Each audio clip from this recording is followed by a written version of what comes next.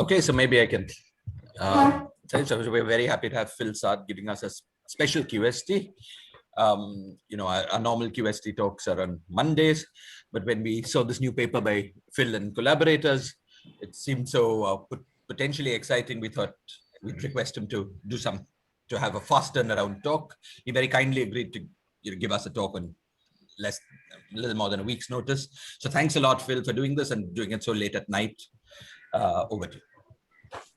Of course. Thank you so much for inviting me to talk. I guess let's get started. Sorry, I'm going to set a timer for a moment so we can keep track of time. Okay, so I'm going to be talking about some recent work with Steve Schenker, Douglas Stanford, and Chunyu Yao called wormholes with averaging. Oops, wormholes without averaging. So let's get started with some motivation first. Space-time wormholes are going to be the main topic of interest for us. And so these space-time wormholes have played a significant role in recent progress in understanding the non-perturbative physics of quantum black holes. So while they have been very helpful in solving some problems or leading towards solutions, these wormholes have also introduced their own problems. And the main one we're going to talk about is called the factorization problem. So we can illustrate it as follows. Let's say we want to compute a product of two partition functions in ADS CFT, call them z left times z right, for a left copy of the system and a right copy of the system. These are uncoupled systems. But if you want to compute this product using the bulk, you would want to sum over geometries with these two asymptotic boundaries, one for the L system, one for the R system. Now, space-time wormholes are spacetimes which connect these two asymptotic boundaries, and they appear to give an answer for what should have been a factorizing product of partition functions that doesn't factorize. So what do we make of these space-time wormholes, and do we need to add stuff to them to make factorization work out? So that's our motivating problem, and we're going to study this issue in the SYK model, which isn't quite a theory of gravity. It's a theory of n-Majorana fermions with some random couplings that's related to some two-dimensional theory of gravity. And the way we're going to do this is, instead of averaging over these random couplings like is usually done, we're going to focus on the theory with a fixed realization of the couplings. And the way we're going to deal with this SYK model is to focus on what's called a G sigma collective field integral. And traditionally, these integrals over these G sigma collective fields are written for averages of products of partition functions. And in many ways, these G sigma fields in this collective field integral is something like a bulk calculation for SYK. So we're going to think about it as a proxy for a bulk calculation.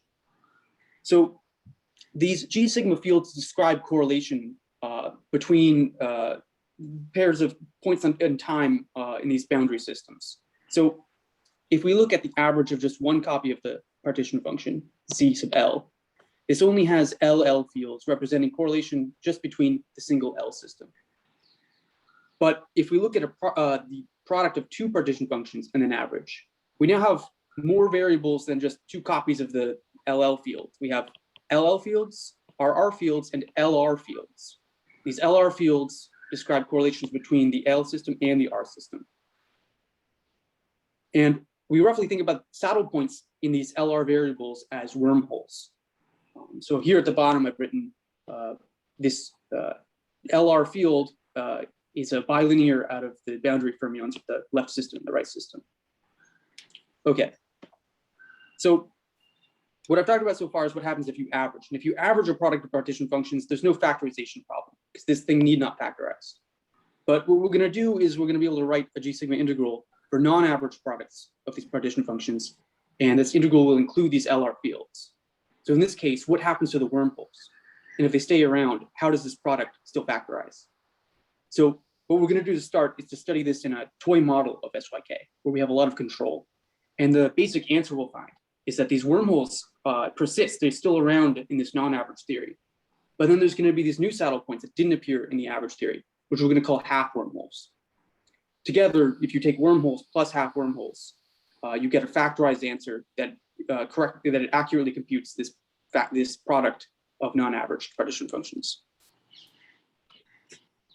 So let's introduce this toy model. What we're going to do is calculate something called little z. it's just a Grassmann integral instead of a quantum mechanical partition function, and where we integrate over n Grassmann numbers. Sorry, let me zoom out a little bit so you can see this bottom here. So n has to be a multiple of q, where q is how many fermions appear in this interaction term. So z is this Grassmann integral. There's q fermions appearing in an interaction term, and there's random couplings for this interaction. This J tensor describes these couplings. And the J tensor is usually averaged over a Gaussian distribution that I've shown here. So what we're first going to do is try to get a handle on what are the wormhole saddle points involved, and we're just going to look at the average system to see that. And the first thing you might try to do is just average z, but it turns out the average of z is 0, so that's not too interesting in this case. It's related to the fact, or somewhat related to the fact that there's no interesting just GLL field for this simple toy model, because this that field would like to be a bilinear of the LL fermions, but that's just 0. Now, in this case, we're going to have to study the average of z squared instead. This is non-zero, and we're going to write a G sigma integral for this quantity. So let's review that procedure because it's pretty important to understand. So we'll start with a formula for z squared, and we're going to think about it as z left times z right. And I've just written a product of 2 copies of the formula I wrote earlier for just z. Now, if we average over j, which is just a Gaussian integral over j, this couples the 2 systems. So we square this thing, and if we rearrange it, we get this nice form. And we can see that this this is only depending on this simple bilinear of the LR fermions that we saw earlier. So now with this thing, this expression for the average square, we're going to do the basic G sigma trick. So we start by introducing a factor of 1 into the Grassmann integral. And this is a judiciously chosen factor of 1. We're going to think about it as an integral over G, which is just a number. There's a delta function setting G equal to this Grassmann bilinear. And we have e to the G to the Q minus Grassmann bilinear to the Q. Now, of course, this delta function means that this exponent is equal to 0 if we do the G integral. But if we don't do the G integral, we can see that this term, this bilinear to the Q term, cancels this term. So this term, which will be pretty annoying to deal with, this integral is hard to do directly. This term goes away. Sorry, the next step. Sorry, Phil, yes. may I just ask a basic question to get the notation? If you just go back to that slide for expectation of z squared, you've done the averaging over the j's there, right? As you say, and the Gaussian width or whatever with which you average over j, where does that appear in your final expectation of z squared? Oh, sorry. So let me go back. This is the oh, you're not putting in a number. Yeah, I'm not. Often people choose a dimensionful. It's a dimensionful constant, which is set equal to 1. Yeah. Okay. Fine. Yeah. Sorry. I should have maybe explained that. Okay. No problem. Thank you. So, we've inserted this factor of 1 into the Grassmann integral, and it has this delta function in G. What we're now going to do is represent this delta function as an integral over sigma. Sigma is a Lagrange multiplier variable. And now, in the integral, the Grassmanns appear just quadratically, multiplying sigma, and they're very easy to integrate out. So we can integrate out the Grassmann variables. We're left with an integral over G and sigma, and that is an action which is simply proportional to the number n of fermions. And then the last step that we're going to do that's not very important to think about is that we rotate the G and sigma contours. And we're going to find these rotated little g and little sigma variables that are integrated over the real line. Basically, we do this just so that the integral is convergent for either order of integration. And with these original contours, you have to do the integral over sigma first. And that's sort of annoying. Okay, so naturally, the thing we want to do is look at large n and try to understand if we can do this integral by saddle point.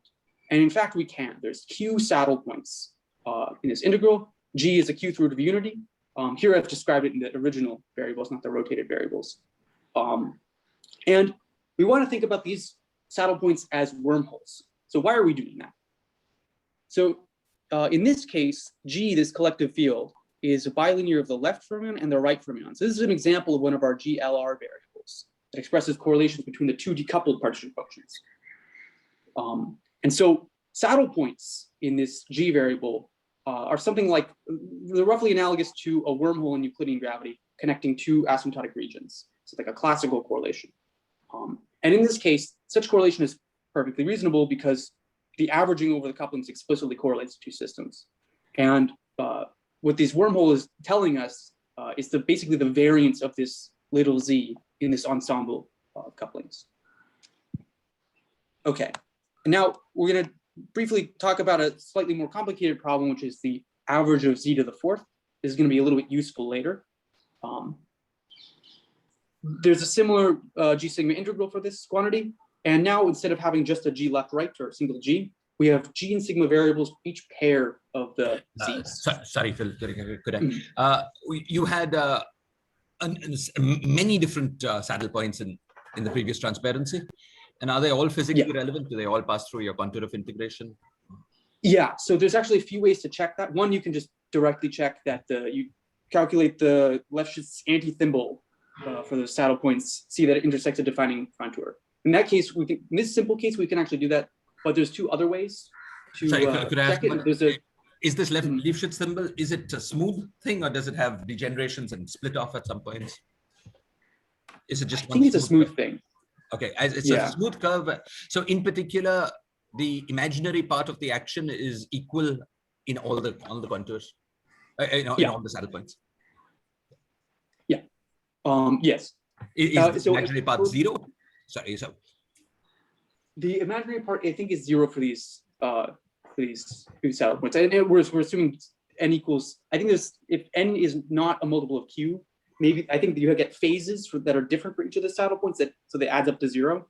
But let's just focus on the case where n is equal to q, or n is a integer multiple of q. In this case, I think all the actions of the same imaginary part, I see. Which is in the 0. case where the imaginary parts are not equal, the same steepest descent contour can't pass through all of them, right? Because imaginary parts. Yeah, you have to. Yes. But let me tell you just briefly, there's two other ways to verify that you should sum over all the saddles. One is by comparing to an exact formula, which you can do by basically doing the integral in a very different way, not by saddle points. And the other ways is, actually, I'll just not mention the other way. There's another way. But sorry, just to understand, in the case where they have different imaginary parts, since the steepest descent contour can't pass through all of them, how is it consistent that they all contribute? Well, you have different steepest descent contours for each of them. And the Lefschetz anti-thimble for each of them intersects a defining contour at a different location. So it becomes a non-smooth contour, so something that sort of has. Oh, sorry, maybe I was confused what you meant by that. Yeah. Okay, fine, I understand. Yes, thank you. If I may just say, so I think the original contour need not pass through the saddle points. It's just that the Lefschetz symbols associated to each of the saddle points want to express your original contour as a linear combination of those symbols, or as intersections with anti-symbols. But it's the same. You could think of it as a linear combination of the symbols, and I think the statement is that if you take your original contour of integration and write it in this basis, you get all the contours with coefficient 1. So this exactly doesn't mean that the contour is passing through all of them. I see, but just, I'm sorry to interrupt, but just to understand, in the end, you're going to do the integral over a contour, whether smooth or not, that passes through each saddle point. Yeah. But then doesn't it mean that that's only possible when all the saddle points have equal imaginary part? Since along each contour, whether smooth or not, the imaginary part does not change. It's like a piece, say like you'd write the original contour just like along the real or imaginary axis. It's a linear combination of contours that meet at infinity. So yes, it's like a piece. Each contour is like expressed piecewise. Just some of these different things where it's the imaginary part's the same along each piece. Yes, I see. Shiraz, I think if I understood, sorry to interrupt, what Phil is saying is at infinity, you can break the contour into two segments, each of which has constant phase, but the phase can be different. And then the full contour is the sum of these parts which have legs going off to infinity. Right, Phil? Exactly. Yeah, that's precisely right. Yeah. I see. And the path at infinity is 0, so that you can move from one point. one thing to the other. Exactly. Yeah, exactly. Okay, thank you. Okay, so in this case, for this more complicated problem, there's the saddle points are basically pairs of the wormhole saddle points for the z-squared problem. So what I've indicated is just the different kinds of pairings between these 4 copies of z. These show the non-zero wormhole saddle points. The rest of the g sigma variables are 0. So here g is 0, g is 0. In this case, we can't use that such a direct method to check that we should sum over all the saddles, but there's indirect methods to verify it. And one thing that this tells us is actually that z to the 4th is 3 times z squared average squared. This is telling us that z squared has large fluctuations in the ensemble. So that's going to be important for us. Okay. And sorry to interrupt again. The reason why it's pairwise is simply that your averaging was a Gaussian noise for J, right? Am I right? That's why these. It's related. I see. It's related. It's related. It's maybe a little difficult to directly relate those. We can think about it as Z itself is like a Gaussian random variable. Say in the case that Z was a complex random variable built out of some Grassmann integral, then we'd find something a little bit different, even if we average over real J's with a real Gaussian distribution. That's it, sort of, for an example. Sorry, what about the fluctuations about these saddle points? Do they also factorize? The fluctuations, no. So there will be like fluctuations around 0 of, say, the G L prime or something like that. Right. Yeah. So it's not quite a factorized problem. Only at the level of saddle points, it's sort of factorized. Yeah. Okay. Exactly.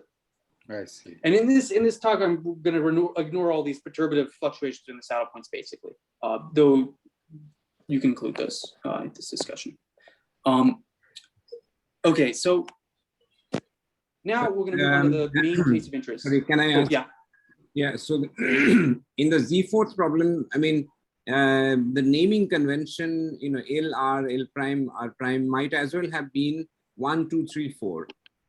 Right? I mean, there's a reason I'm doing this, which will maybe be more clear later. Why? Oh, I see. Okay. All right. It's like we want to think about Z to the 4th as ZL, ZR squared almost. We'll do that in a moment. So it's just 2 copies of ZL, ZR.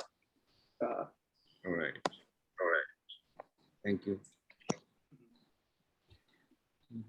So to write a G sigma integral for these non-average products of Z, in particular Z squared, we have to just follow the same steps that we did for the average case. You introduce a factor of 1, represent this delta function as an integral over sigma, integrate out the Grassmann numbers, and then rotate the contours. But now the Grassmann integral is not so easy to do because these interacting terms don't cancel. So you have a term that depends on the specific choice of couplings, and this term that we introduced with this factor of 1. But this Grassmann integral only depends on sigma and not G. And we can just think about doing this integral, we'll just call this whole integral 5 sigma, not worry about evaluating it directly.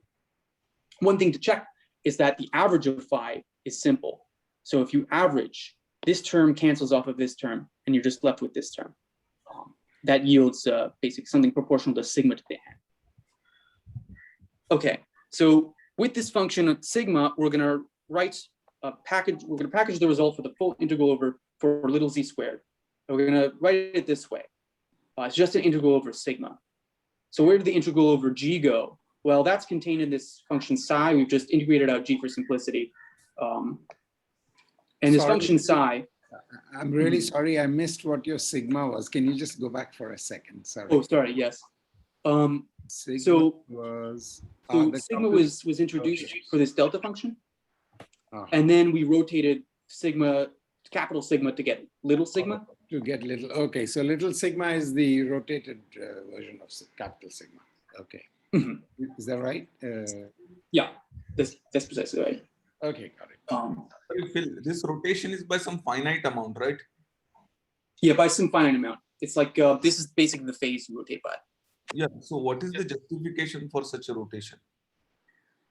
Well, the integral basically is like the integrand is like 0 at infinity, so you can rotate this contour without changing the answer. But we start with like an integral over sigma on the imaginary axis. Then you rotate it so that it's at some angle, and then define a rotated variable that's just the same variable rotated, but then integrated along the real axis. So the arc contribution will be checked to be 0. Sorry, I couldn't hear that. The arc contribution can be checked to be 0, you're saying? Yeah, precisely, yeah. Okay, thank you. So with this way of writing this integral, all the dependence on the couplings is in this function phi. Psi is just a rapidly decaying function. And what we want to do is we want to ask, what are the saddle points for this integral? And in particular, are the wormhole saddle points from the average theory still saddle points in this integral? So what we should do is compare the actions for the average and the non-average theory. Basically, we just want to ask, where are phi and the average of phi different? So one way to diagnose that is to compare the squared average with the average squared. Basically, we're calculating the variance of phi. And if the variance is small at large n, then phi is called self-averaging. So just to understand, is phi hard to compute explicitly? Phi is hard to compute explicitly. Even numerically, it's very difficult to do. Thank you. Yeah. But what we can do is we can write formulas for this average square. We can write an exact formula, which can be plotted, or we can study this quantity at large n using saddle points. Basically, we write saddle points for product of phi's using G sigma variables. And it's a very similar integral to the integral for z to the fourth, except now we're fixing just the LR variables and the L prime R prime variables. So the remaining integral is over 4 other variables in G and sigma. So in these G and sigma variables for this quantity, there's a trivial saddle point where all the G sigma variables are 0. That gives the factorized answer. So wherever that saddle point dominates, phi is self-averaging. It's equal to its average squared, or sorry, the squared average. But there's also a non-trivial saddle point that correlates these 2 factors of phi. When this saddle point dominates, phi is then not self-averaging. Okay, so I'm going to show you a plot. Where is phi self-averaging at large n? So in this region for large sigma, it's self-averaging. Phi is equal to its average answer at large n. But inside, it fluctuates a lot from sample to sample. And in these dots here, I've shown the location of the wormhole saddle points in the average problem. So they're nicely within the self-averaging region. That means there's still going to be saddle points for the non-average problem. Sorry, that's great. Large and small is compared to what, please? Large and so basically at large the variance of phi out here is 0 plus order 1 over n to some power. 1 over n, what to some power, please? Sigma? To the power is q minus 2, and so in this case it's n squared. Okay. Sorry, maybe that's not my order. It's some power of n, which is greater than 1. So the variance. So phi squared becomes the fluctuation becomes large only when sigma becomes small in the sense of like some power of n. Oh, sorry. The value of sigma is actually of order 1. It's independent of n. So there's a saddle point out here which dominates, and the saddle point here in here which dominates, and the exchange dominates at an order 1 value of sigma. But you said that phi fluctuations could be ignored if sigma was large, and were important when sigma was small. And I was wondering, large and small compared to what? Oh, when are the fluctuations are large, or when sigma is large? What is the range of sigma for which fluctuations are small? Large compared to 1, or large compared large compared to this, say, like if you're looking along the real axis, the fluctuations are large within this order 1. So here there's on this axis, I plotted like the actual like numerical value of sigma. So if sigma is like 0.4, it's large. But if sigma is 0.6, at large n, it's actually small fluctuations, because there's a sharp exchange of the saddle points. So this fluctuation depends, the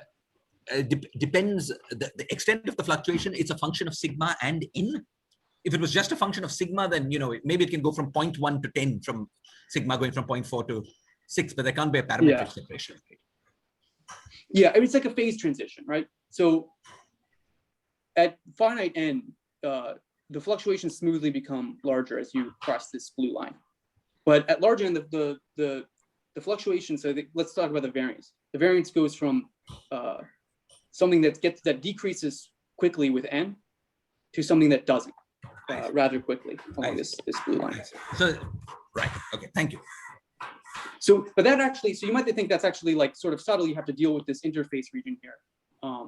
But that actually turns out not to be the case. And I'll explain that on this slide here.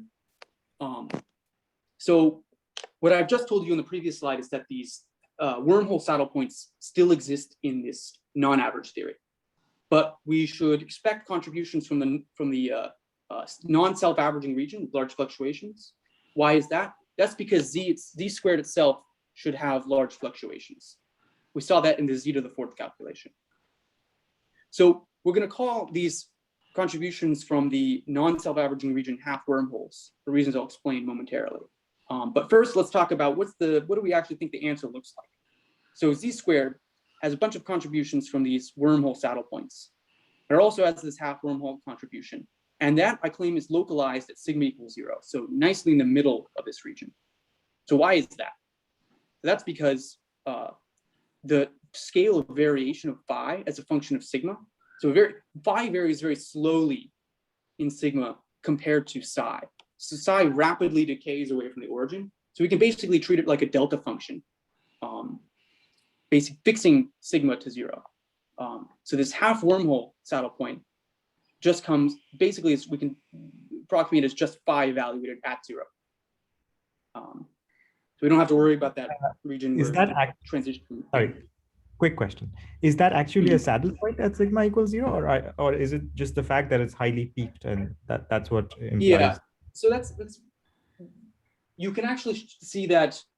So psi is peaked at sigma equals 0, and phi has a small derivative at sigma equals 0. The derivative could be positive, the derivative could be negative. What that means is that it's going to be a saddle point somewhere near 0, and the nearness to 0 decreases with n.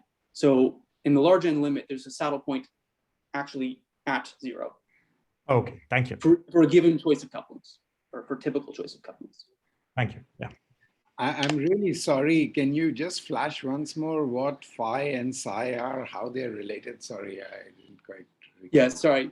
It's a lot to keep track of. So this function here, this is phi. It's the complicated Grassmann integral, and it depends only on sigma. On sigma, this bilinear. Okay. Psi is just the integral over g for fixed sigma. Okay. So what we've done is you've just done the integral over g to get it out of the way. Okay, got it. Thank you. So what I've told you is I'm going to call these fluctuating contributions half-wormholes. And I've given an abstract argument for why this is an approximate formula for z squared. But we're going to verify that real quick in a way that I think is intuitive and helps us understand what's going on a little better. So the rough idea is that we're going to define the error in our approximation. We're going to do that by denoting bold z to be our approximate answer, sum of half-wormholes plus wormholes. Z squared is the exact answer. So the error is just a difference between these two. And we want to show that the error is small in the ensemble, meaning it's small for typical choices of couplings. So the first check, which is insufficient, is just to show that the averaged error is small. So how do you do that? So you're trying to check that that it's a good approximation when you also include the saddle point at 0. Yes, precisely. Yeah. Okay. That sum of our saddle points, including the one at 0, is a good approximation, is what you're trying to check. Yeah. The wormholes at the out near sigma equals 1 plus the sigma equals 0 half wormhole. Yeah. Thank you. So this first check to just look at the average error, z squared and bold z squared both have the sum over wormholes, and that cancels between these two. And then bold z squared has a half wormhole at sigma equals 0. So if you average that contribution, that's just the average of phi evaluated at sigma equals 0. And we know how to calculate the average of phi. It's like a power of sigma, so that's equal to 0. So altogether, the average error is 0. But a stronger test. Sorry, Phil, even though, of course, we are at large n, how do you actually compute that error? Is it numerically? Because in one case, you have an exact instantiation, right? And you're comparing that with your average. How do you do the exact instantiation calculation, just to know? So what we're doing is let's say our goal is to show that the average size of the error is small compared to the size of the typical size of z squared. So if we do that, that's not enough. But maybe we'll talk about it in this case. It's a little bit more interesting. I see. So those are averages, and you can finally do them analytically. Yeah, and in particular, say we show that the averaged error squared is small, is parametrically small compared to the typical size of c squared. What that means is for choices of couplings with like an order 1 probability, the error must be small. So basically, we're using all this averaging as a tool to argue about typical choices in the ensemble, instead of just directly calculating with a fixed choice of couplings. Yeah, and sorry, this went by me a little quickly, but are you doing the problem without any time at the moment? Probably without any time at the moment, yeah. Okay, so we're still working with little z. Sorry, the saddle point at 0, if you looked at it carefully, do its details depend on j or not? Yeah, the action depends very strongly on j. So basically the action, or e to the action is this function 5, 0. And that number can vary wildly as a function of your choice of couplings. So it has a typical size, which is like comparable to the wormhole actions, but can change signs, and it varies a lot in magnitude. So that reflects the fact that the actual answer to your z square integral is a sensitive function of j. Yeah, precisely. Yeah. Okay, thank you. Sorry, one more question. So when you say that the error or the error square is small, you mean that is in the n counting, like order 1 upon n or something, or what is small? Yeah. Let's say the thing that we can try to show in this case is that the ratio of the error squared to z squared, or z to the 4th, is of order 1 over n to some power. So at large n, the error as a fraction of the actual size of the answer is small with n. I see. And when you say the error is small, you mean that for most values of j that you draw from the ensemble, it would be small? Yeah. But there will of course be values of j for which it will be very large. Exactly, yeah. Okay, thank you. So it has to be drawn from the middle of the ensemble? Is that the thing? Or yeah, it's hard work. So maybe there's special. It's difficult to say anything about atypical choices of the couplings that are from the edge of the ensemble. Maybe it works for some of them, maybe it doesn't, but it's really hard to make precise statements. Basically, to do that, you'd want to study higher moments of the error that probes more atypical choices of the couplings. I see. Thank you. So to understand this calculation that we're going to try to do in an intuitive way, we want to think about, when we square this error, each factor of z squared or bool z squared as being there's a physical one, it's first, and an auxiliary one, second, just used to calculate the moment. And let's focus on this first term, z squared times z squared. That's just z to the 4th, and we've already seen we can calculate this thing using these pairs of wormholes. But now let's focus on one factor of z squared, the physical system. We think about this one as the auxiliary system. So one of the saddle point contributions to this quantity is we think of as the original wormhole for z squared. But these other ones are telling us basically about the large fluctuations in z squared. They're connecting to this other copy, this auxiliary copy.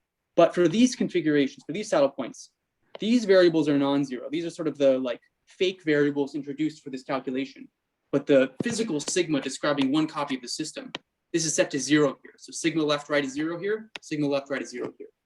So that's why we're thinking about sigma left right as a half wormhole. it's sort of it's the remnant in the physical half of the system of these wormhole saddle points used to compute this variance. Okay, so that's just one of these four terms. What about the terms with the bold z squared? Well, we can write an integral just basically taking two copies of z squared or bold z squared using the psi and phi formula we wrote. Take it two copies of that and then average. And we get an integral like this over sigma left right and left right right prime, left prime right prime. So what's the difference between this term and this term and this term? The only difference is that for the bold cases, we fixed some of these variables to the locations of saddle points instead of integrating over them. So we can ask, are these, when we fix some of these variables to locations of saddle points, does that change the integral much? Well, there's two ways in which it could change the integral. One way is that if you fix some of the variables in an integral at the location of a saddle point, affect the contour analysis, the saddle point contour analysis for the remaining variables, so that you no longer should sum over that saddle point. Or there could be new saddle points that show up. But in this case, we can explicitly check that those things don't happen. So fixing the variables at the locations of saddle points is a good approximation to the integral, so that all these terms with the bold z's and the unbolded z's, they're all the same. Summing them up gives that error to the squared is small. Okay, so what have we done so far? We've given this accurate semi-classical formula for little z squared, and it's accurate for typical choices of the couplings with order 1 probability. And this formula is a sum of the wormhole plus the half-wormhole contributions. And it doesn't manifestly factorize into a product of two z's. And this is because we insisted on doing this calculation with these LR collective fields that have wormholes, but this wasn't necessary. You could have done the integral in a totally different way where you don't introduce the collective fields, and z squared is just simply a product of two Grassmann integrals. Now, because you said this, but I missed in what sense these new saddle points were half wormholes. Yeah, so I think actually when I get to the SYK, full regular SYK in a moment, it may be, I think it's a lot more clear actually. I'm going to review the sort of intuitive picture of why. So ask me again if it's still unclear when I get to that slide. Okay. So that'll be just in just a moment. But the last thing I want to emphasize with this toy model is that if you had done the integral over the LR fields exactly, you'd find an exact equivalence between these two ways of doing the integral. But if you do it semi-classically, you have an approximate but non-trivial relationship. So it's something about the properties of this half-wormhole contribution plus the wormhole contribution. They have to be tuned in some way so that together they factorize. And we're going to understand a little bit more intuitively why that's the case by actually looking at regular SYK. So what makes regular SYK a little bit more interesting, among other reasons, is that there's two different ways to write G sigma integrals for a product of partition functions. I'm going to introduce this notation script z of something to mean a choice of G sigma integral for its argument. And that is the choice with all the G sigma variables introduced. Now, as an example, script z of z left, z right, where z left and z right are each partition functions. That's a G sigma integral with left, left, right, right, and left, right variables.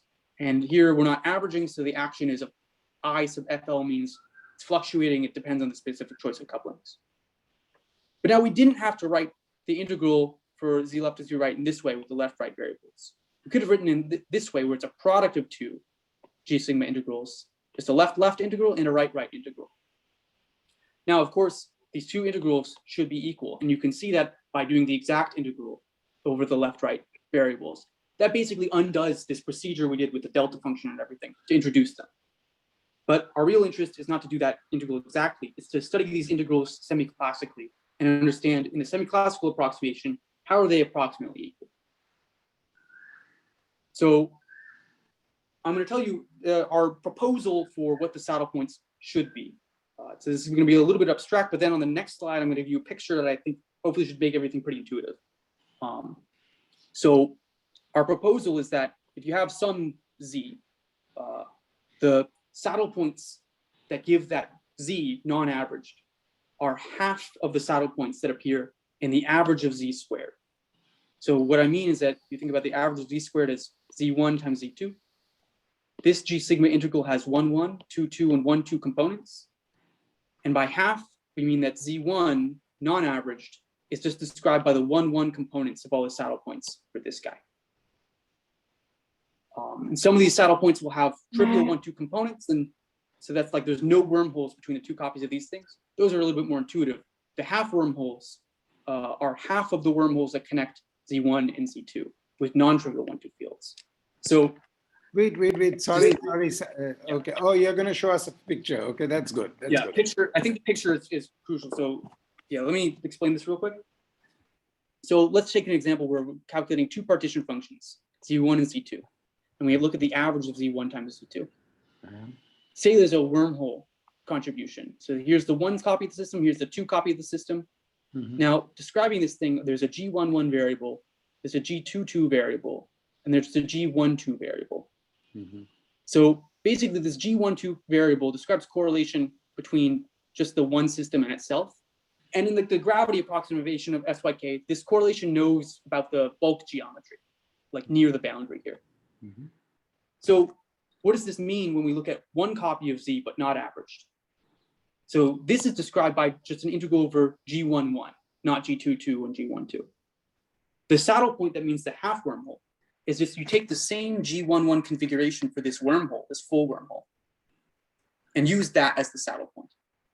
So this knows about correlation between points in this between the 1-2 system, and the gravity approximation it sort of knows about the geometry near this boundary. And that the geometry, the G's configuration in this case is the same in this case. So the geometry here should look something like the wormhole. So maybe it stops looking like that somewhere in this. Maybe there's something that has all the source of the randomness, depends on the couplings. And we've just schematically denoted that with a big wiggly red boundary. Okay, so this is the sense I mean in which a half wormhole is just half of a wormhole. So does this make sense? So you said G11 to whatever it was, and G12 and G22 to 0 because they're not there. There's not, so importantly, you don't set them to 0. There's not in the integral describing Z1. I understand. So, but now there's a non-trivial claim that if you just take the G11 part of this by itself is also a saddle point of its action. Exactly, yeah. That's, yeah. And that you're going to show. So that I'm going to tell you a plausibility argument. We cannot, yeah. Before you go there, so let me just internalize what you said. So are you saying we are interested in the case where we don't do the averaging, and now if we, or rather what we do is, sorry, help me out here. So I understand the average case, you get this double trumpet that connects the two ends, right? And then you have all these contributions, G11, G22, and G12. Then you're interested in asking about the case where you don't average over the coupling connecting the two copies, left and right. And what are you computing there when you say you're going to keep the half wormhole? Just once more, you take Z for any one, either left or right, you take its square, is it? And then you average that over all values of the instantiated coupling, is it? Yeah, so that's this top picture is saying, if I'm interested in understanding this quantity, which is Z1, I take its square, and then I average over all the couplings, and I try to understand that integral first. And if I find a saddle point in that integral, it'll tell me about saddle points just for this integral. Yeah, okay, the top guy is a Z1, Z2 average, and you finally want to obtain Z1 square average? Is that what you're trying to get? Well, the goal is to understand just Z1 without averaging. Without averaging. Okay. And then what is the claim that the half wormhole here is the answer to, at least for a typical value of the couplings for Z1 without average? Exactly, yeah. I see. But Z1 without average in terms of the gravity path integral is just the disk partition function, right? Oh, So here I've ignored contributions from the disk. So if Z1 was a literal partition function, you'd have a disk plus this half-wormhole. Sorry, that was a bit unclear. Okay, so the disk would dominate, but you say we're not going to include that, is it? Yeah. So we're going to look at a problem in a moment. Okay. Where we study something like a analytically continued partition function. There, the disk is small, and these half-wormholes are actually bigger. I see. Okay, thank you. So just another question. So this red wiggly curve on the right for the diagram below, does it represent the phi of sigma kind of stuff? I mean, now, yeah, exactly. This the analog in full SYK of phi, precisely. Okay, thank you. So that's depends strongly on the couplings. It's like the exact action. Yeah, so here, to repeat Shiraz's question, so this is the diagram below is the psi sigma phi sigma description, and you are talking about saddle points in the sigma plane for some choice of, let us say, phi sigma in the diagram below. On the other hand, on the diagram on the top, it's a different plane of 3 sigmas and so on. Yeah. So it's not easy to identify some saddle point which you got on the diagram below with some diagram in. How do you embed, the sigma 1 plane below in the 3 sigmas space above? It's just that we take, so this has a described by there's 3 G variables. There's G11, G22, and G12. And we just pick this component only. We totally ignore these other 2 components. This is the same variable that would describe 1 copy of C. Oh, you just ignore the G1, 2, and G2. But the point is that if you looked in some other region of the G1 to G22 space, then maybe this saddle point in the G11 could be different, no? I mean, or not. I mean, this is the 3 variable space, and downstairs you have a 1 variable space.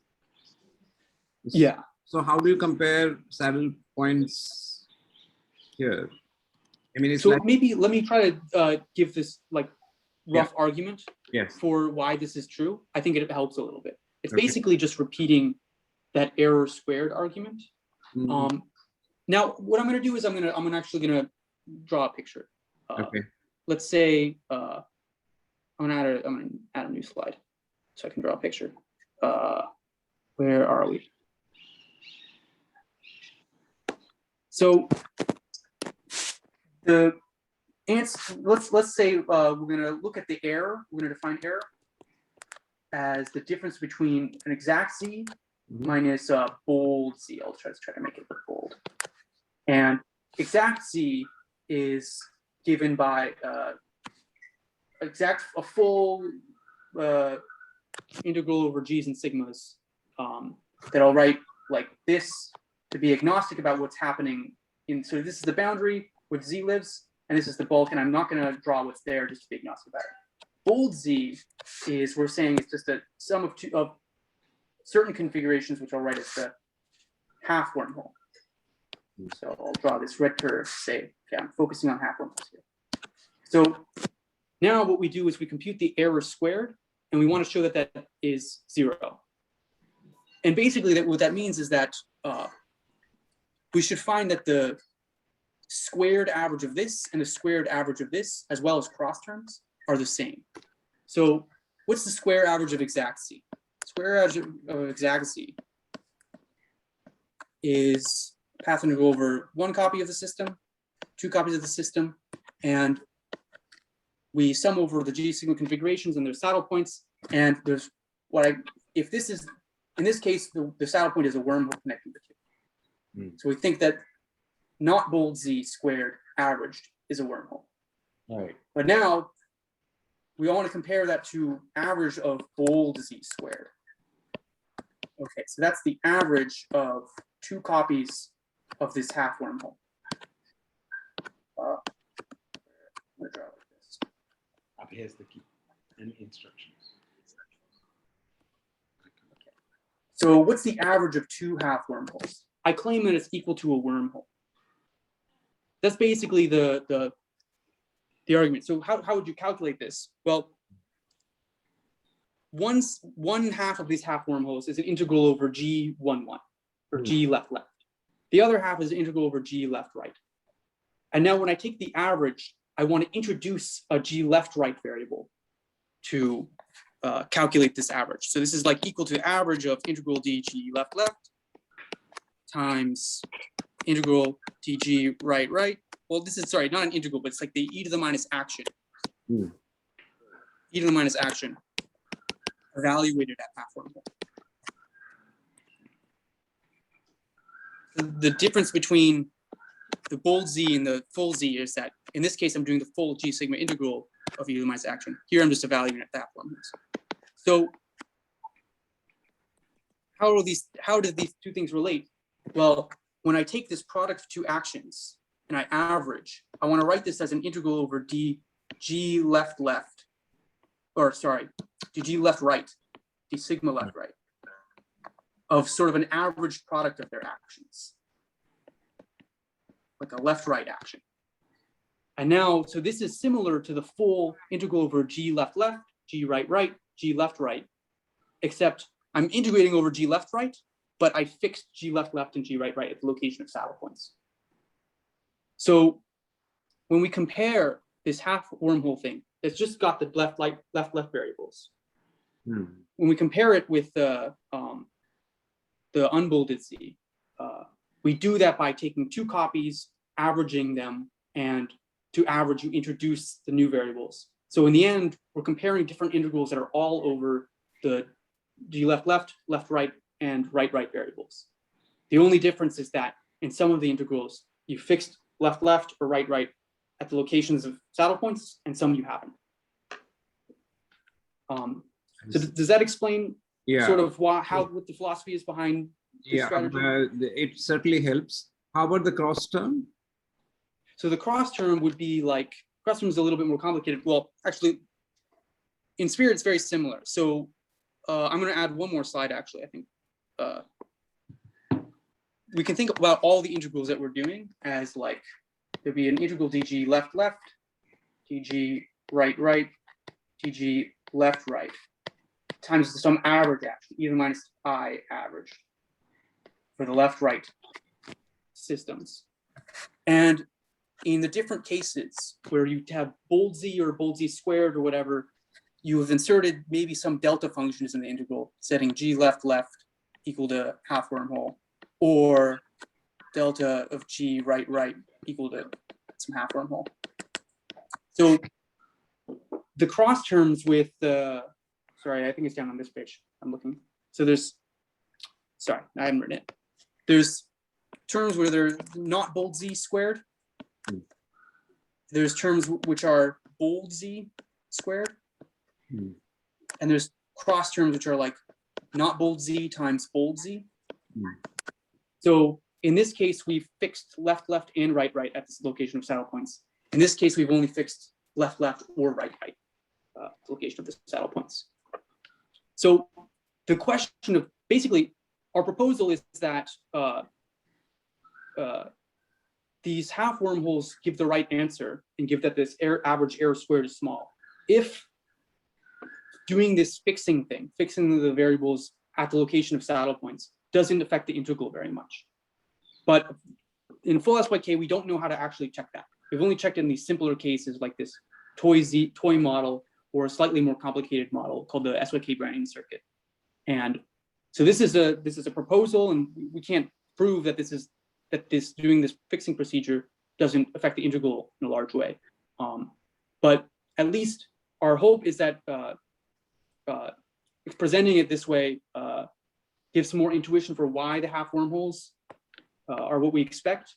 And if it is true that fixing this integral, fixing these variables at the location of saddle points doesn't affect the integral much, you can improve this half-wormhole approximation systematically by, instead of just fixing the location at the saddle points, you include small fluctuations. I see. Stuff like that. Yeah. But yeah, so basically I only have one more thing to say, but I think I want to make sure it's clear sort of Sorry, could what's I the ask philosophy and why the Sorry, could I ask just in this slide that you're showing here, this one? No, the non-drawn one. This one, yes. The action for G11 for the 1-1 fields in the bottom slide is not obtained just from the action of the top guy by setting G12 and G22 to 0, right? Oh, that's my next point. That's my next point. Yeah. Maybe actually the next point is so related that I think maybe I should actually try to make it first. Please. So just this slide is actually pretty quick. All I'm going to say in this slide is take this example, specific example for SYK, where we choose Z to be what I call Y of T. It's like a microcanonical version of a analytically continued partition function. And I choose this because Y times Y star has a wormhole saddle point called the double cone. And so in this case, this is the case where the disk contribution to Y is small, decays quickly with time. So we're just going to ignore it, cleans everything up.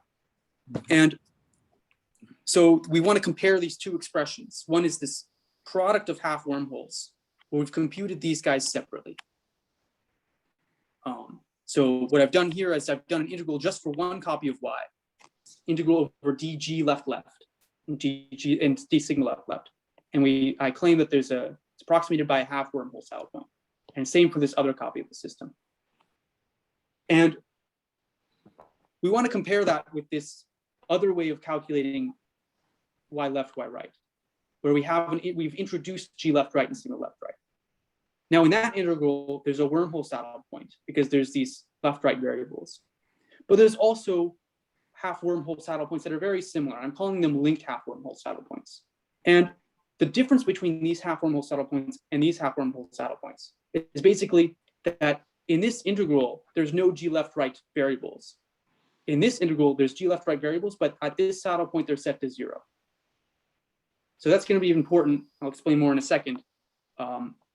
And just here's another slide that's very similar to the ones I just showed you before, that to get these half wormholes, I'm interested in this quantity fixed. So I look at its average square. Now that's 4 copies of Y. Those 4 copies of Y can be paired together with 2 wormholes. So just one copy of just Y left, Y right is described by half of these 2 wormholes. So that's this linked pair of half wormholes. Okay, so what this tells us is this equality between 2 expressions. One is a sum of wormhole plus half wormhole, it's linked. The other is just a product of 2 half wormholes. This side has left, right variables, this side does not. And now, so this might be a little bit surprising because the left variables and the right variables here are the same as for here. In fact, they're the same in all 3 saddle points. So you might have thought that, look, why is there a big difference between this contribution and this contribution? Because I've set the left, right fields to 0 here. Why are they making a difference? And it's precisely what you just said, is that the action of the left, right system setting the left, right variables to 0 is not equal to just the sum of the disconnected actions. So what is the relationship between the actions for the 2 integrals calculating Y left, Y right? Well, one is just you take the product of 2 actions. This one's a function of G left. This one's a function of G right. On the other hand, we have an action which is a function of G left, G right, and G left right.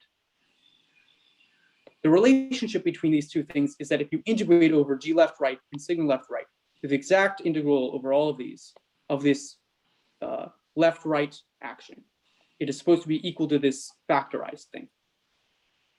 So this comparison between the half wormholes, we can think about it a little bit more precisely by saying, take this equality between actions and this integrated action and evaluate the G left and the G right at the half wormhole values.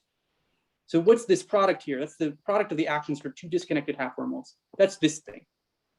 So the left-hand side should sort of look like this thing. Well, that's what we get by basically doing this a semi-classical evaluation of this integral over G left, G right. So doing this integral semi-classically, you sum over two saddle points in the left right. One is the wormhole value, one is 0. And so the G left right being 0 is not enough to make this factorized. You have to sum over the saddle points. That's just because you're supposed to do an integral instead of just set the variables to 0. So that's basically this key. The key for this factorization is that this equation here. In one way of calculating the integral, it's manifestly factorized. What you have is half-worm. The other way of calculating the integral, you have this strange G left right field, and it means that there's wormholes contributing, but there's also half-wormholes. But all these three guys are related in this way, and somehow the presence of the left right variable, even though it's set to 0, is enough to make sure that this thing is different from this thing by precisely the contribution of the worm. How? I mean, wait. So I'm trying to process that. So the left half wormhole guy in your figure. Oh, this figure? Back, yeah, the left half guy, the second term in the plus on the left hand side. That is being computed by setting G, LR, etc. to be 0, right? If I'm right. Yeah. And so actually, yeah. Sorry. No. Even so, the saddle point value for that guy is different from if you had just done the exact integrals first over G, LR. Mm-hmm. Yeah. Which is the right hand side, huh? Yeah. I see. So. Okay. The one, a little bit more intuition for why this action is G left right set to 0. This is the action for no G left right. No G left right. Why are they different? We can get maybe a little bit intuition. I'm going to scroll back a little bit. Maybe I should have copied this earlier.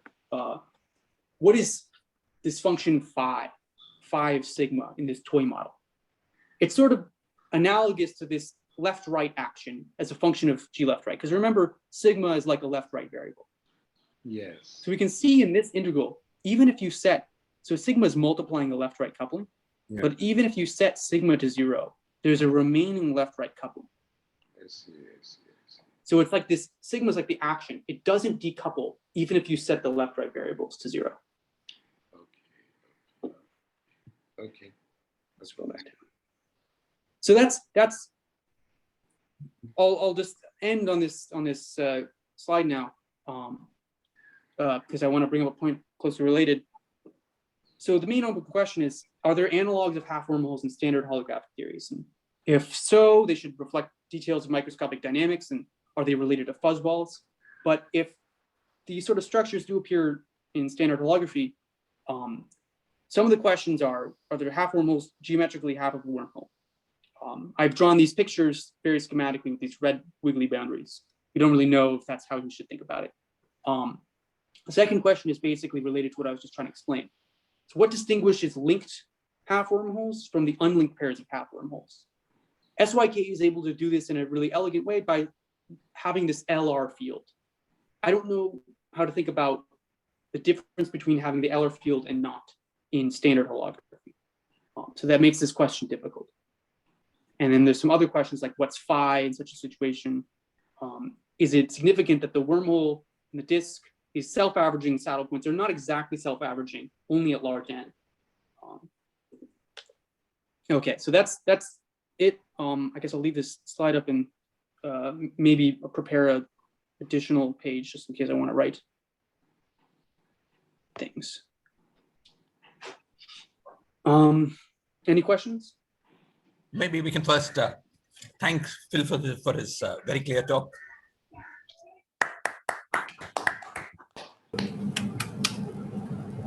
Questions? I have a general question. So in your figure, you had these sort of wiggly lines on for which the half wormhole sort of ends on. Now, presumably these wiggly lines have some maybe degrees of freedom, right? Like the internal degrees of freedom that associated with these wiggly lines. Now, in the half-wormhole saddle point, we don't see any extra degrees of freedom, right? Or do we? So maybe one way in which is possibly the right way to think about it is, I'm going to return to this picture here. So say I had not done step 3. I had not integrated out the grasping variables. I would be left with an integral over G, sigma, and these grasping integrals. In a regular SYK, there would be a full time contour for these fermions, and they're coupled to sigma. So if I roughly think about G and sigma as the analog of the gravity variables, there's this term in the action which couples these fermions to the gravity variables. So maybe we're supposed to think about the fermions that actually give you this function phi. If you peek into phi, so we've sort of thought about phi as a black box in all of this talk, but if you peek into phi and you see that it's actually made by these fermion degrees of freedom. I see. Maybe that's what you're supposed to, I'm not sure if that's the right way to think about it, but it's possibly the right way to think about it. I see, but when you restrict to the saddle point, somehow you lose track of all of those degrees of freedom, and that's supposed to be only approximate. Is that right? Yeah. I see. Okay, thank you. Well, that's so finding the saddle point is sort of like independent of knowing the details of this black box. But if you want to actually calculate the answer, you need to just do the Grassmann integral or the fermion integral. Right. For psi. Thank you. Yeah, so it's easier to find the saddle points than to get the answer. Much easier. Can I ask a question? Of course. Mm-hmm. So, from a gravitational point of view, what is there a principle that one is violating if one is including only wormholes? Meaning, how do I know a priori that what kind of geometry should I sum over if ADS CFT is not there to guide me? I guess there's using ADS CFT, we know just that there are examples where the boundary theory should give you a fixed number for the partition function. And if you want to calculate that number squared, it's the square of that number. We don't know if you should even include wormholes in the bulk calculation for those examples. But the thing is that these wormholes seem like they are giving nice, simple answers to questions like related to black hole information and stuff. There's some non-trivial tests of wormholes. There was a recent paper, two recent papers very similar, testing this double cone saddle point specifically in some of these cases that are related to standard holography. So there's some pretty good hints that there's good reason to include the wormhole saddle points in the bulk calculation in standard holographic theories. So if it's true, that it's sort of I feel like it suggests to me that we really should find something new like these half-wormholes to compensate and give you factorization. But sorry, if I can just ask you, Phil, in a sense, were you not saying just sum honestly over all saddle points and theories will be clever enough to give you the right answer? Like I got a loss, but for example, your first example where you plotted Z square, you had the old wormhole outside some region contributing, but then if you included the additional ones inside, then you got the answer which you expected for the one instantiation case where it just is, right? And so in a sense, doesn't this tell us, okay, just calmly compute all wormholes in whichever theory of gravity, if it corresponds to a average kind of theory, well, then you'll get that kind of answer. If it's doesn't correspond to a average kind of theory, then you'll see that there's expectation value of ZL, ZR is 0. Is this too simple? Yeah. Do I have to keep something besides saddles in the gravity calculation? What is this fuzzball thing? So are you including, so here in this problem, in the non-average theory, the half-wormholes were saddle points. So yes, that's what maybe the answer is that is that half-wormholes were saddle points, right? Yeah. So the problem is basically it's unclear. Let me say, okay, let's try to calculate just one z first, and you'd expect there's a half-wormhole. And if that's a solution to some bulk equations of motion, why not just take 2 copies of that half-wormhole if you want to compute z squared? Okay. Now, you could also try to compute things where you compute 2 z's all at once and allow for wormhole solutions. That's calculating in a different way than calculating the answer and then squaring it. And in that case, you'd also expect why shouldn't there be 2 disconnected half-wormhole answers? But it's hard to see why when you calculate this way, where you allow for wormholes, why the action of the half-wormholes in this situation is different than the action of the half-wormholes in this situation. And you need the action of these 2 different half-wormholes. They need to be different to compensate for this wormhole. Basically, if you have half-wormholes, they need to, in general, look something like this, I expect. Yeah.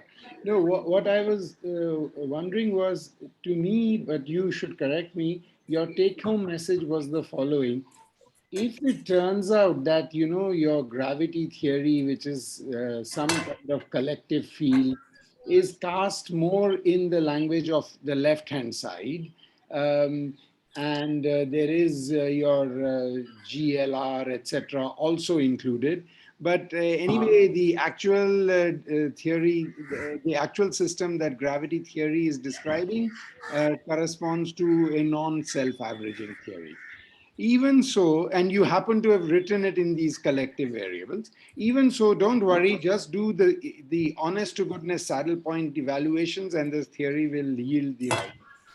In a sense, isn't that the sort of take-home message? Because you wrote it in what might seem crazy variables for the case where there's manifest factorization on the left-hand side, but the theory seemed to have been clever enough to give you, through saddle points, just more or less through the saddle point seems clever enough to have given you the correct answer. Is this not true as a general take? That's true, yeah. Except the caveat is that I don't understand an analog of G left right in gravity. In gravity. So, yeah. In JT gravity, for example, this theory itself is clever enough to have these saddle points, or would you say that there's something? JT gravity is a little bit different, but in some ways similar. Now, in JT gravity, if you want to study a fixed instance of the ensemble, instead of having this complicated phi function or an analog of that, some people have explained that you can think about JT gravity for a fixed member of the ensemble, I think should factorize, as adding a bunch of extra boundaries corresponding to some state of the closed universes in JT gravity. And if you take into account all the effects of the non-trivial closed universe state, even if you have a wormhole, the closed universes will give you contributions that look like this. So actually, in JT gravity, there's something similar to something similar to this equation where you can compute a partition function and find contributions from closed universes. Those contributions from closed universes would replace these wiggly boundaries here. So what? What I wanted to get at is the following. You know, a priori, how do I know that a given theory of gravity is complete? Let's say, quote, complete, or it needs to be, one needs to include some other stuff so as that it produces disconnected this factorized thing. So in particular, let's say, we always say n equals 4 is dual to type 2b and so on, string theory. So how do I know a priori that string theory, let's say, is clever enough to produce this, or that just an open question that whether string theory is clever enough to have these additional contributions or not? Yeah, I think it's an open question. I guess if you take on faith that this duality between Super-Yang-Mills and 2B string theory is right, then you'd expect that there's be something like half-wormholes to make this factorization work out. String theory is clever enough to have all this going on, but I mean, nobody don't know has if that's. Yeah, sorry to interrupt, but nobody has the faintest idea how to do these calculations in the type 2b closed string theory. You got tons of matter, you got tons of stuff. So no one has done the analog of the left-hand side calculation honestly. Even let's say summing over all possible saddles. All the tests are only for one copy, right? Just mostly all the tests of ADS CFT are just one copy. Well, they're also in particularly like special cases many of the times. Say, if we look at one of these examples where we think there should be a wormhole running around, we can ask this same problem about computing this quantity y or y squared in n equals 4 super Yang mills. And there's some general principles, and there's some general facts based on quantum chaos that make you, it seems plausible that there should be something like a wormhole related to this y squared quantity, even in n equals 4 super Yang mills. But yeah. So in that case, this quantity y, we think there's a wormhole that might be related to it, but it's a really sensitive quantity to the very fine details of the system. This y of t oscillates erratically as a function of time, depends on the very fine details of the energy spectrum. And so I don't think we know anything really about how to do bulk calculations to such fine level of precision that they can reproduce those things. So yeah, in this case, it's hard to really take what we know pretty well about bulk gravity and apply it to these cases where we're asking these fine detailed questions, which is where many of these robust wormholes seem to arise. Yeah. So, Can I ask a question?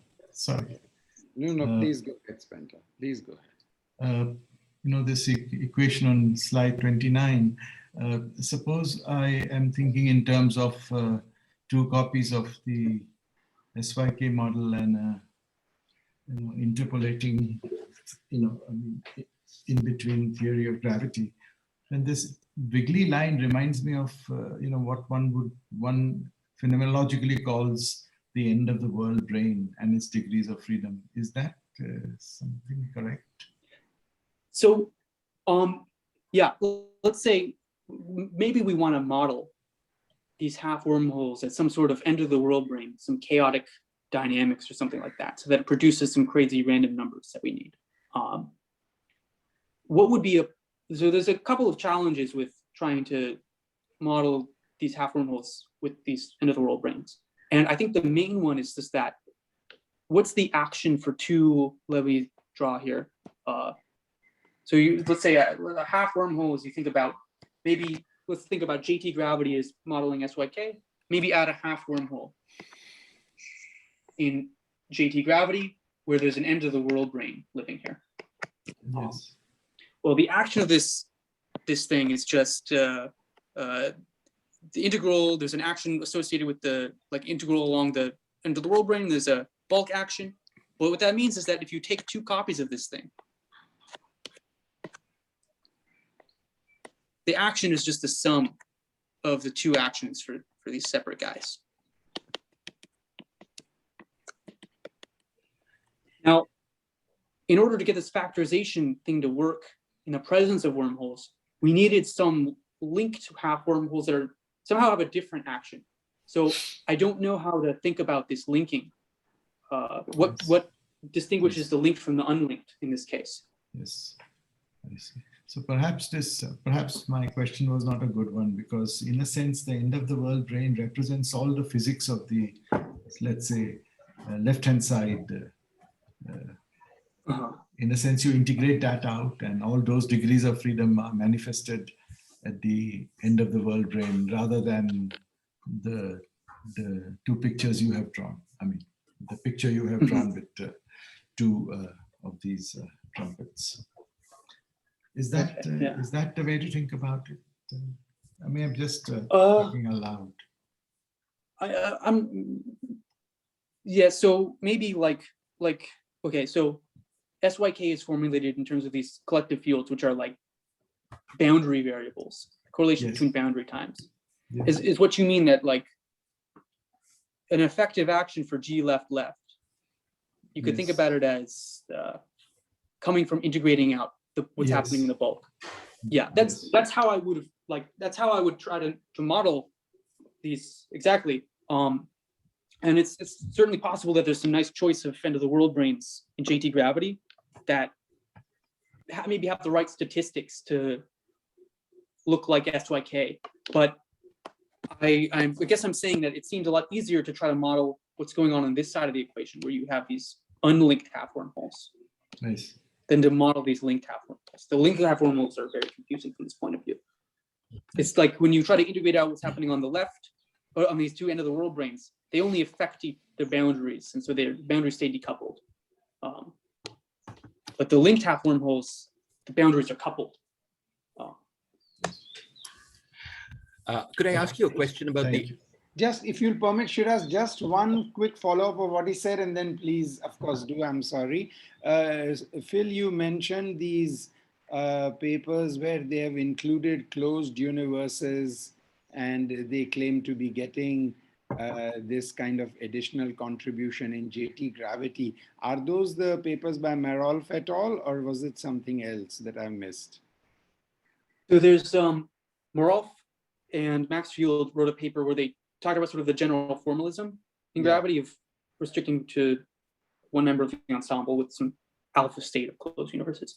There was work specific to JT gravity on stuff called eigenbrains by Thomas Mertens, Andreas Blommaert, and there's another author who I'm forgetting, Drschelde, I think is the last name. Okay. No, so that's specific to JT gravity, very similar. Okay, but did they have honest to goodness wormholes? Because the Marolf paper was a very general one, as you say. Did the other one have honest to goodness wormholes and claim that you got the effect you have on the left-hand side in JT gravity? They didn't claim this effect. So they did have honest to goodness wormholes. And they said that they actually, these eigenbrain people had something somewhat similar to this, but a sort of much closer version of this is subject of some other work, hopefully published very soon, with Steve Schenker and Shinu Yao, some of the co-authors in this paper. I think I gave a talk about it that's on the web somewhere, but or a couple of them. But in that case, what really happens is you think about approximately fixing the member of the ensemble. And there's a lot of simplifications where you don't have to worry about higher topologies. And in that case, you get a picture that looks very similar to this one, where there's a wormhole is sort of compensated by a linked pair of half-wormholes, where you interpret this as some contribution from the closed universe state that correlates the two boundaries. I see. Thank you. Hi, Phil. Could you go back to that slide where you explain the identification of where you had a saddle point in Z square, and then you said that there was a saddle point in Z. This one? Yeah, that's it. Okay. So now, if I understand right, the action as a function of G11, G22, and G12 on the top has no simple connection with the action as a function of G11 at the bottom. In particular, you cannot get that second action from the first by setting G12 and G22 to 0. Exactly. That's, yeah. Okay. So then I'm confused in what the statement in general means that we just choose G11 here to be G11 there. And my confusion is this. Okay, maybe in some very simple example, you know what you're saying. But suppose I give you two different setups where I've got two different classical actions. One has one set of fields, another has another set of fields. And you want to say that so the first action is like this doubled guy. For instance, in n equals 4 angles. You've got sorry, this procedure we have nothing to say about. There's no analog of this procedure for n equals 4 angles. I really only mean in SYK where we have these G variables, and in particular G for one copy of the system or some number of copies of the system, and these like G's between replicas.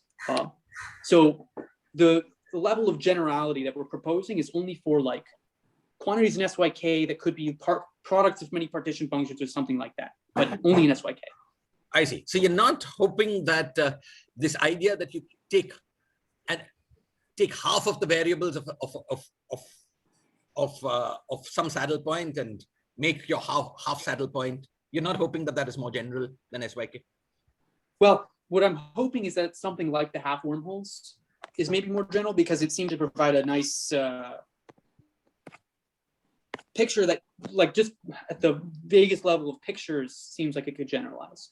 But a lot of this structure, I don't know how to make it generalize. And basically, the main issue is this G1, 2 variable.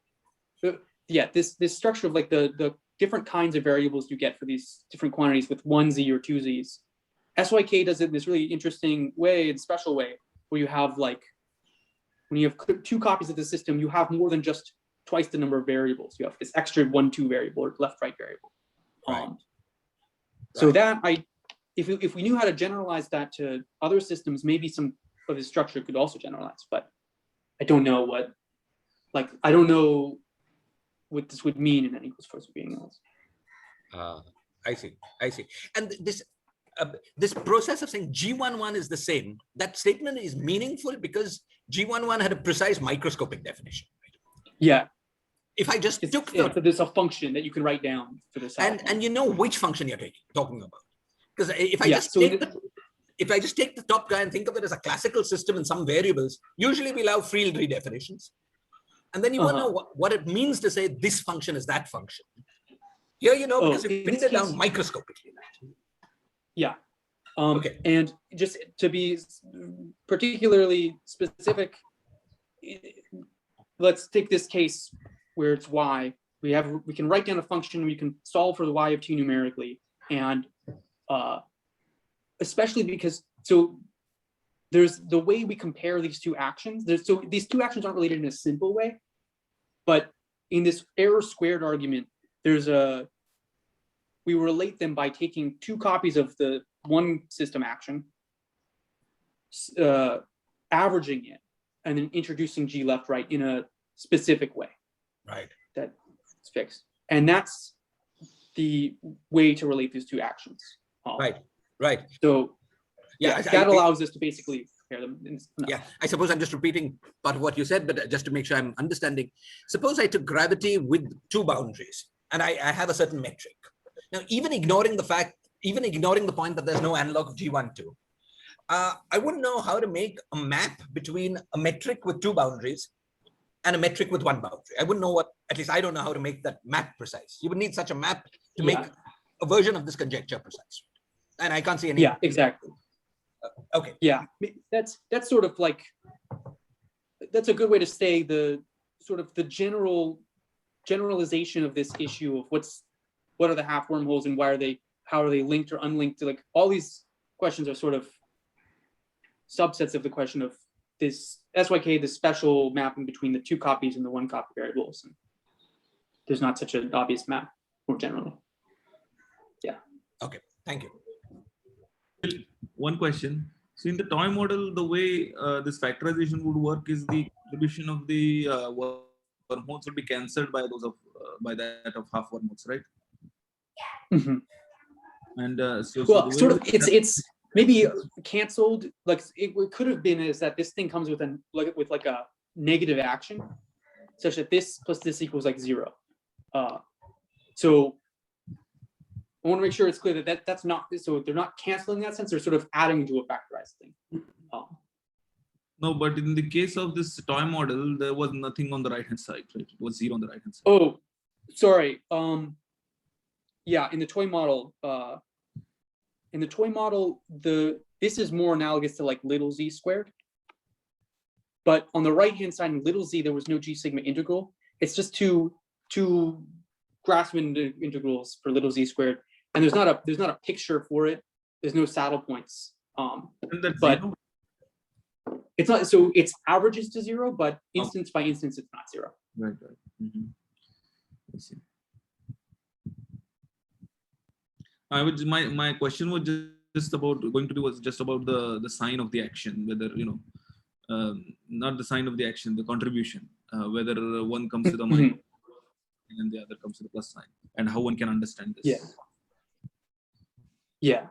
Yeah. So in this case, like this can be positive, both can be positive, and the right-hand side is positive. Well, it should be positive. This right-hand side is a square, so it should be positive for the little z squared case. Yeah, it's like, so we saw in SYK, the way this factorization works is that you add the half-wormholes to the wormhole, and it's almost like adding, if you think about this as a diagonal part of a double sum, you add the off-diagonal terms and you get a double sum. So that's the rough cartoon of how it worked in SYK.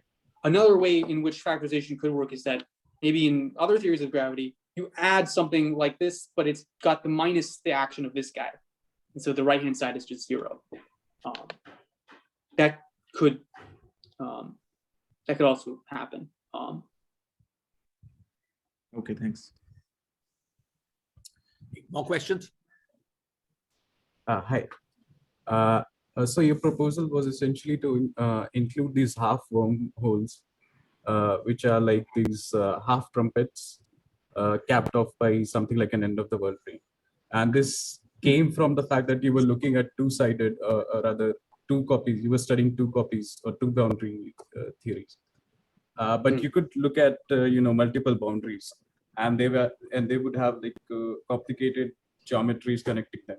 So if I were to extrapolate this, then would in the single case I would also have I should also include things which has like sort of multiple end of the bird trains coming out from a single boundary. Yeah, maybe. Is that a fair statement? So here's what I can say about that. Is in SYK, what are the wormholes we understand best? In SYK, I think we know the most about these simple, just cylindrical wormholes. And then the reason is that a lot of these cylindrical wormholes, like this double cone for y squared, we sort of expect it to be there based on general expectations from quantum chaos. But those same general expectations tell you to expect similar wormholes, but sort of with multiple boundary, with multiple handles something like if you take a correlation function at long times, you'll have a lot of, say you look at a quantity with a lot of time folds. Yes. You might expect wormholes connecting the different time folds, and they'll sort of locally look like these double cones, but altogether it's a multi-handle wormhole. And I would guess that this is sort of the picture that you'd expect. Is that each of those handles you cut in half, and as a result you have multiple sort of half wormholes that are sort of separated. And the rough way in which that works is that the G sigma action is like sort of local. It's not local, but it's local enough that if you had very separated pieces of G and sigma, they can, if you solve the equations near there, you can find a half wormhole. Find a half wormhole somewhere else. They don't sort of interfere. But this is my guess how it works. So yeah. Yeah, I see. But it will go. I mean, it'll get complicated very soon. Like if you have many boundaries. Yeah. Thanks. Yeah, maybe if I can ask one more question. So this stuff, like this diagram sitting on this page, this reminds me a bit of string worldsheet path integral, not exactly this kind of a diagram, where, in the sense that suppose you take a two-loop partition function, I mean, in a closed string path integral worldsheet, two-loop partition function, and you consider the degeneration limit in which it's like two one-loop diagrams, like a torus. So one torus connected with another torus with things propagating in the middle. So now suppose that this is some string theory in which there is a non-zero dilettante tadpole. Okay. In that case, there will be a massless propagator between the two tori, and it will be dominated by some divergence because of that. So it pinches the double torus, the genus 2 diagram that pinches into one torus on the left and another torus on the right, and the dilaton propagator in the middle. So in fact, you can well approximate the two-loop diagram if you're interested only in the divergent part of it by just a product of one loop dilaton tadpole diagram. So, just to make sure I understand, if I drew a picture, it would be something like, that's not going to be good, but yeah, right. So that's the two-loop diagram. Now we will go to the degeneration limit. Yes, right. Good. And so this is the dilaton propagator, which can be, so this can be thought of as a torus with a puncture and another torus with a puncture. Each of these will be typically, I mean, in a super string theory, such things will be zero, because the torus with a puncture,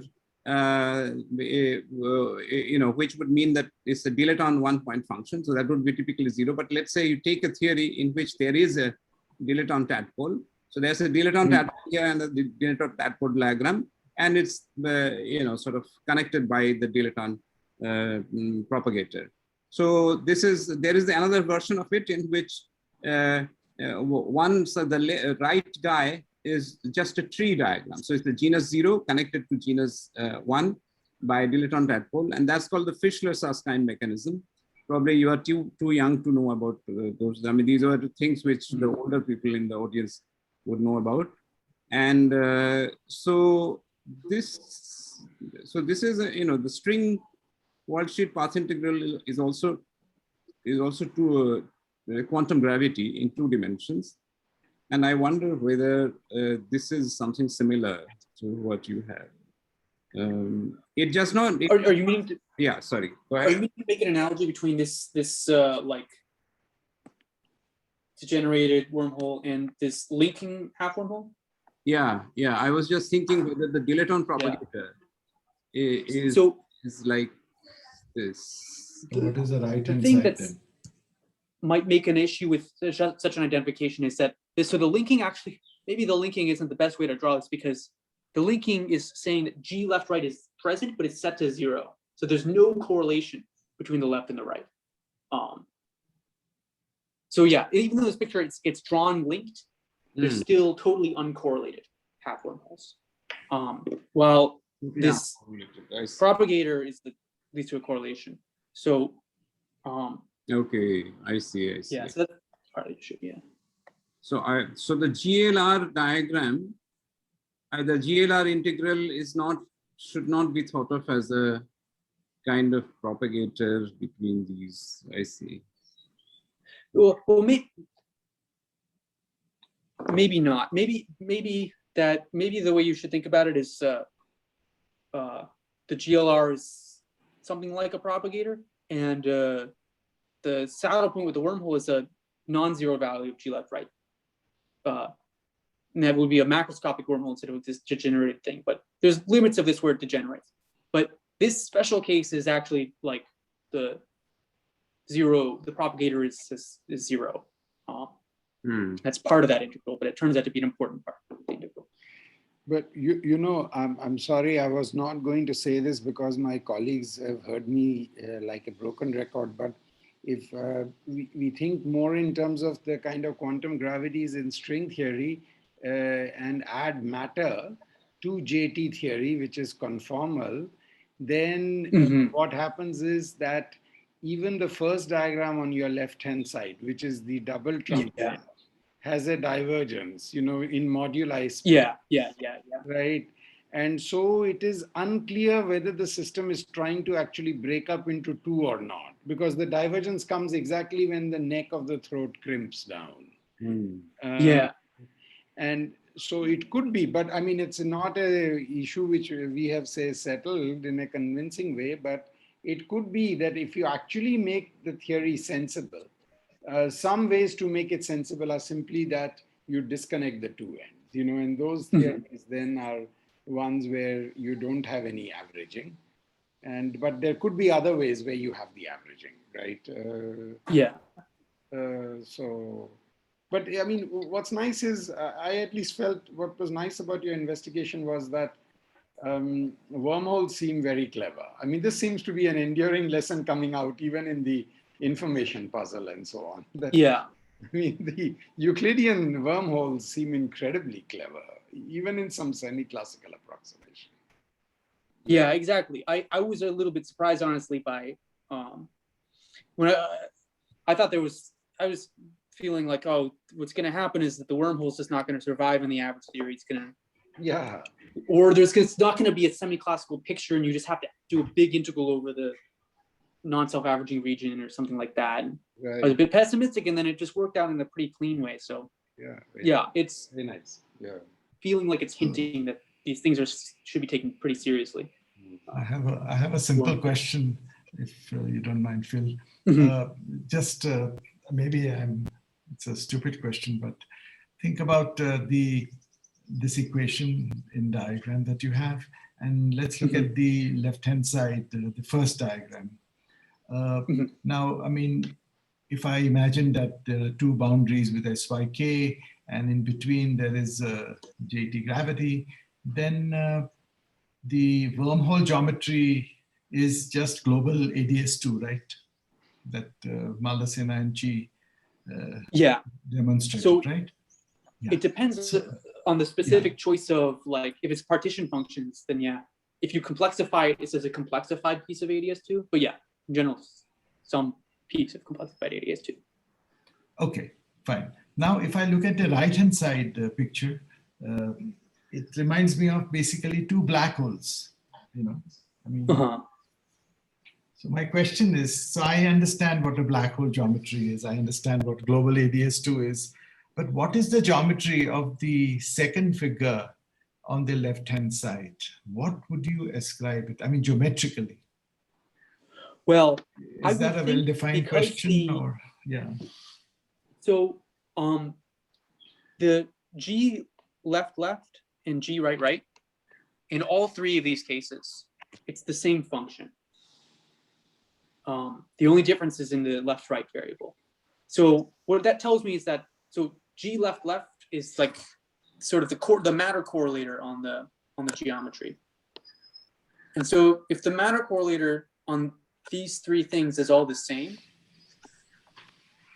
I think the geometry, at least the level where you can probe where this is a good semi-classical, this would be the saddle point value for the matter correlator.